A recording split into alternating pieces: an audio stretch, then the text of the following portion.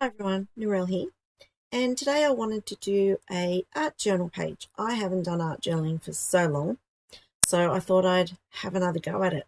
So here I have just a really simple art journal. It's one of those not even proper art journal books, I guess, and I've just picked out some paints and some odds and ends I'm going to use, and just flicking through the pages that I've done in the past. And it's not the normal art journaling that you see, it's my interpretation of it. So I just have a play, stick things down, write things that are on my mind at the time, and yeah, just have a play. So I've already gessoed this page, and this is like the normal, like a sketchbook, I guess you'd say, you get from anywhere. I do have a proper art journal that I think I've done maybe one or two pages in, but I wanted to use this one up first before I sort of get into the other one as well. So the paints I've got, these just acrylic paints, a couple of Kaisercraft paints, and I can't remember what the other brand is.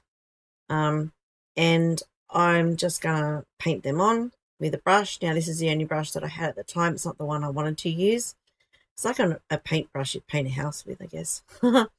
All my other paintbrushes were inaccessible at the time I wanted to do this, and I just had it in my mind that I wanted to do an art journal page.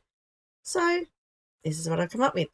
So I'm just going to paint on the acrylic paint, try and get a little bit of blending. It's a little bit more watery than I wanted, because I only had the one brush, so I couldn't use a different brush for each colour.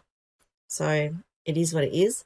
And then I do some stenciling with the paint, and I use medium, matte medium, to stick on a few things, do a bit of stamping in Memento ink, and have a little play with the distress crayons. So I'm going to fast forward it from here, and then you can just watch. If you have any questions about the products that I use, then just pop a comment below. Only too happy to answer them.